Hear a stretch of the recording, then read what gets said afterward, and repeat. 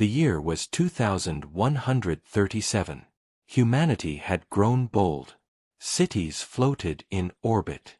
Mars had its own domes of steel and glass. Even the dark moons of Jupiter carried human machines digging for minerals. It seemed that mankind had finally climbed out of its cradle and begun to touch the stars. People believed the future was secure.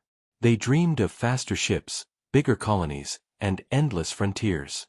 But deep in the black ocean of space, shadows were moving, shadows no telescope was meant to see. At first, only a few scientists noticed. Faint shapes blocking the starlight. Unnatural movements where nothing should move. Reports were sent to governments, and the data was locked away. Leaders thought panic would spread if the truth was known. So, they stayed silent. But silence could not hide the coming storm. Weeks later, entire satellites began to vanish. Communication relays went dark without reason. Whole probes disappeared as if swallowed by the night. Engineers blamed malfunctions, but soldiers whispered another word: invasion. Ordinary people carried on with their lives. They worked, they laughed, they argued about politics and money. They had no idea the end was already descending on them. Only a few, astronomers, deep space miners, old generals, looked at the skies with fear in their eyes. Then, one night, everything changed. It began with the sudden blackout of Earth's outer defense stations. One by one, orbital platforms stopped responding. A silence spread across the command networks. At first, the control rooms thought it was a system error. But then the screens lit up. The stars were gone. Something vast blocked them. Something darker than night itself. Across the skies of Earth and Mars, they arrived. The Armada. Alien ships, massive and cold, stretching miles wide. Some shaped like knives, others like black pyramids, all wrapped in strange lights and shadows. They did not speak. Not at first. They only hovered, casting their shadows over cities and colonies. The sight alone froze hearts with fear. When they finally broke their silence, every radio, every comm link, every frequency carried the same voice. It was calm, mechanical, and merciless. Your time is over. Kneel or vanish. The words echoed across Earth, Mars, and the far colonies. Governments tried to respond, but the signal cut through all channels, repeating the same demand. People stared at the sky in disbelief. Was this real? Was this the end? For a brief moment, humanity froze. Some leaders begged for negotiations. Others wanted to surrender, to save lives. Ordinary people prayed, cried, or simply sat in shock. The world was too used to peace, too used to thinking of itself as safe. But the Armada had no patience. Without warning, the first attack came. A station orbiting Mars was struck by a single beam of blue fire. In less than a second, it vanished into dust. Then the colony domes on Phobos shattered, their pieces burning like falling stars. The message was clear. Surrender was not an option. Only submission, or death. On Earth, panic exploded. Cities rioted. Some cursed the governments for hiding the truth. Others screamed at the skies in rage. Children cried in shelters while parents tried to soothe them, though their own hands shook. Humanity was seeing, for the first time, what it meant to be prey. And yet, something stirred. Not everyone chose fear. In military bunkers, old veterans clenched their fists. In research labs, scientists whispered about hidden weapons long thought too dangerous. In the streets, strangers gathered, not to weep, but to fight. The aliens thought humans would kneel quickly.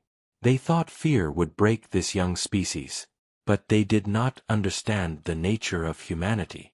Because when humans lose everything, when the skies fall and the world burns, something inside them snaps. It is not weakness. It is fury. The first spark came from a soldier on Mars. As alien dropships descended, he turned the colony's mining laser against them. It was not designed for war, but in his hands, it burned through alien steel. The small victory spread across the networks. Others saw it and realized, the enemy can bleed. In Kenya, a railgun crew refused to abandon their post. With only 3 shots left, they aimed at the alien craft above. 2 shots missed. The third hit. The sky shook as the ship staggered. Humanity cheered. These were small moments, scattered and desperate. But they were proof. Proof that surrender was not the only path. The Armada had come to conquer a species of builders, dreamers, and explorers. But what they found instead was something far more dangerous. A species that could turn pain into strength. A species that could rise even when crushed. The storm had begun. And in that storm, humanity was changing. In 6 days, the universe would learn a new name for mankind. But for now, in the silence before the storm, one truth echoed louder than any alien command. Humanity would not kneel. Day 1 of the war began in fire. The alien armada moved like a tide, swallowing the skies of Earth and Mars. Their ships hovered with silent power, and their weapons cut through steel like paper. To the invaders, this was not a war, it was a cleanup. They expected humanity to break, to fall on its knees. At first, it seemed they were right. Entire armies surrendered without firing a single shot. Governments ordered retreats, hoping to save civilians. Some leaders even sent desperate messages, begging the aliens for mercy. The Armada answered with silence, and then with destruction. The first cities to fall were orbital ones. Satellites cracked apart, stations burst into flame. In low orbit above Earth, thousands of people burned before they even understood what was happening. But not all humans bent their heads. In Kenya, an old military base still carried a forgotten weapon, a railgun, rusted and ancient, left behind from past wars. When an alien dropship appeared in the sky, the crew inside the bunker argued about fleeing. But their commander, a man who had seen too many wars, gave a simple order. Fire. The first shot missed, the second tore through clouds. But the third struck true. The alien craft shuddered as metal screamed and flames burst from its side. The entire base shook with cheers. For the first time, humanity saw that alien steel could break. News spread fast. Across Earth's shaky networks, shaky voices began to whisper, "We can fight." On Mars, miners faced their own storm. Alien machines landed outside the domes, cutting through airlocks with surgical beams. The colonists had no army, no defense systems. But they had tools. Drilling lasers. Explosives for mining tunnels. The kind of equipment never meant for war. When the first alien soldiers entered, expecting easy victory, they were met with burning light. A miner named Rafik turned his drilling laser on full power, cutting through alien armor like butter. The dome shook with smoke, screams, and fury. For every human that fell, another grabbed a tool and fought. The colony became a furnace of resistance. The aliens were shocked. To them, humans were fragile apes, soft, weak, undisciplined. Yet everywhere they landed, they found people refusing to kneel.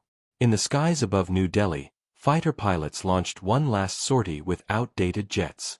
None survived, but not before one pilot rammed his burning plane into an enemy cruiser, tearing it apart. Day 2 was worse. The Armada struck back with fury. Cities vanished in beams of light. Orbital elevators collapsed, dragging entire skylines into ruin. On Mars, half a colony dome cracked, sucking thousands into the void. Humanity's screams carried through every channel, and the aliens thought the fight was over. But they were wrong. The more destruction they unleashed, the more something inside humanity hardened. Grief became anger. Fear became steel. Soldiers who had once trembled now gritted their teeth. Civilians who had never touched weapons picked up rifles, knives, even rocks. In South America, villagers attacked a downed alien craft with nothing but fire and fury. They tore the soldiers apart with tools, spears, and sheer numbers. Across Asia, hacked drones carried explosives into alien camps. In Europe, an entire city refused evacuation, turning its streets into traps of fire. For every alien strike, humanity answered with resistance. The aliens began to notice something strange. Casualty reports arrived. Tiny losses, at first. A cruiser destroyed here, a squad lost there. The numbers were small compared to their massive fleet, yet they grew with every hour. This was not how the invasion was supposed to go. By now, the humans should have been broken. Their leaders should have begged. Their people should have submitted.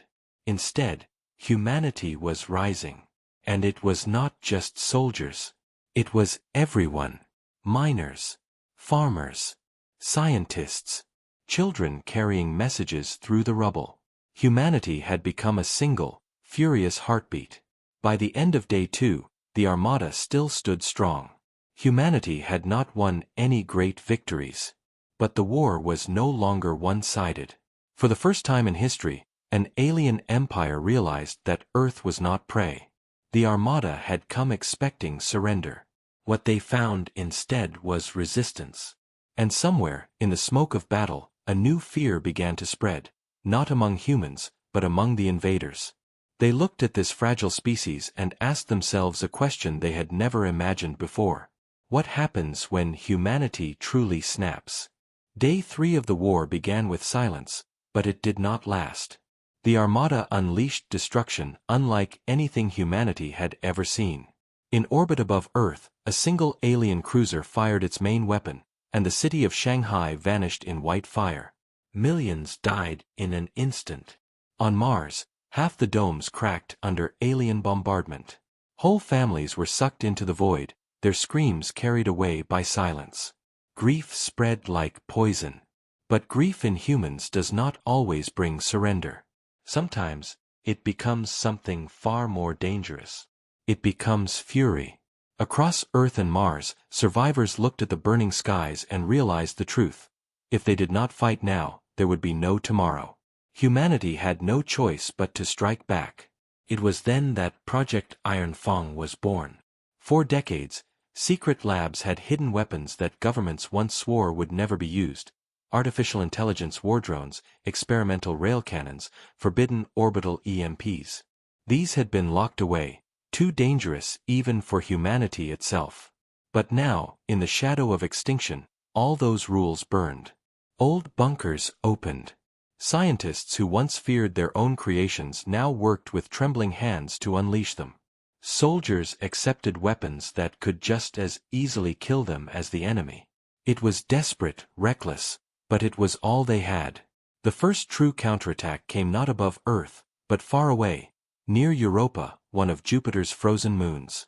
The Armada had stationed a dreadnought there, a massive ship larger than any human city, its weapons able to shatter planets. Humanity's fleet was small, weak, and scattered. But their commanders knew they needed a victory. Without it, the war was already lost. So they gambled. Thousands of small human ships, old freighters, converted mining vessels, even orbital shuttles welded with cannons, launched in silence. Their engines were weak, their armor thin. Compared to the alien dreadnought, they were gnats. But gnats can sting. The human fleet swarmed. Dozens of ships were torn apart in seconds, their pieces burning in the black void. But more kept coming. They moved like hornets, attacking from every angle, overwhelming the dreadnought's shields with sheer numbers. Then came the signal. A single word, sent across every human ship. Now. The swarm broke open, revealing the hidden strike. A massive orbital EMP device, carried by a disguised cargo ship, slammed into the dreadnought's core. The explosion of light cut across the stars, and the giant ship shuddered. Its shields flickered. Its weapons went dark. The swarm pressed harder. Mining lasers cut into its hull. Railgun shots cracked its armor. A single pilot, burning alive inside his cockpit, screamed as he rammed his vessel straight into the dreadnought's reactor. The universe held its breath. And then, the alien ship exploded. A thunder of fire rolled across space, brighter than the sun. The dreadnought, the symbol of the Armada's power, was gone. Humanity had destroyed a flagship. Across the stars, the news spread like wildfire. In bunkers on Earth, in crumbling domes on Mars, in shattered stations above the moons of Saturn, survivors heard the impossible had happened. An alien giant had fallen. Humanity cheered, wept, and screamed in triumph. For the first time since the war began, hope lit their hearts. But it was not just humans who heard the news. Other species across the galaxy, races that had lived in fear of the Armada for centuries, listened in silence. Whispers spread through hidden colonies and dark corners of space. A question no one had ever dared to ask was now being spoken.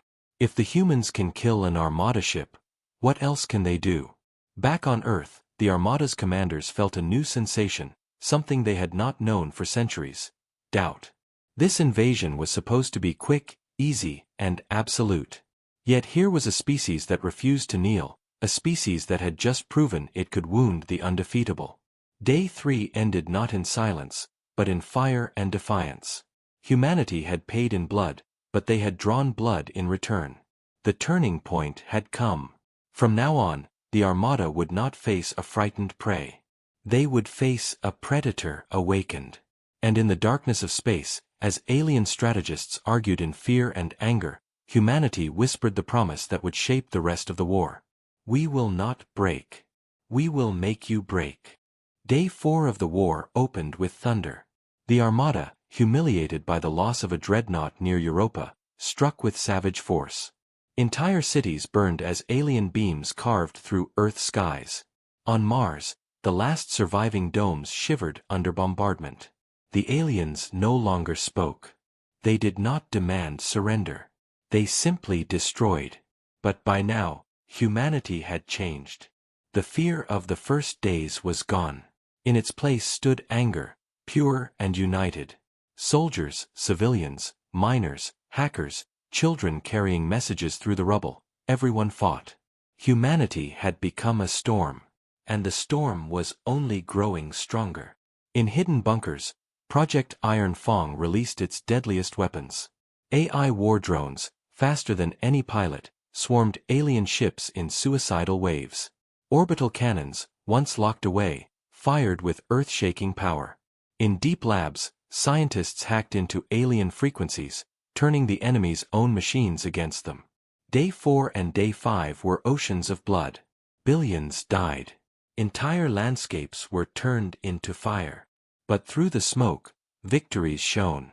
A cruiser was dragged down by hacked drones in Africa. On Mars, a colony buried in tunnels ambushed alien ground forces, wiping them out with explosives. The Armada expected humans to weaken as losses mounted. Instead, every death only made them fight harder. By the end of Day 5, alien commanders felt something they had never felt before: fear. Reports came in of human resistance everywhere, of ships falling to weapons that should not exist, of soldiers who fought even while dying. The humans were not collapsing. They were sharpening. And then came Day 6. Above Earth, the greatest battle of the war began. The Armada gathered its remaining strength, sending hundreds of ships into orbit. Their goal was simple: crush Earth in one final blow. Without Earth, humanity would shatter. But Earth was ready. The combined human fleet, what was left of it, rose from the atmosphere. Old warships, patched civilian freighters, stolen alien crafts hacked into obedience. It was not a fleet of beauty. It was a fleet of desperation. And desperation, when it belongs to humanity, is the deadliest weapon of all. The plan was called Operation Final Dawn. At first, it looked like suicide. Human ships dove straight into the Armada's wall of fire. Hundreds were destroyed in minutes. But this was only the distraction. Hidden in the chaos were thousands of drones carrying nuclear warheads, each cloaked in electronic noise to slip past alien scanners. At the same time, hackers unleashed a virus into the Armada's networks, built from stolen alien code and human madness. Alien systems began to glitch. Engines stalled. Weapons misfired. Shields flickered. And then, humanity struck. One by one, the hidden warheads ignited. A storm of nuclear light tore through orbit, burning alien ships into ash. Human vessels swarmed the crippled survivors, ramming, tearing, detonating themselves in bursts of fury. The skies above Earth became a furnace. The Armada's command ship tried to retreat, but humanity would not allow it. Every surviving vessel turned its guns, its missiles, its very body toward the giant.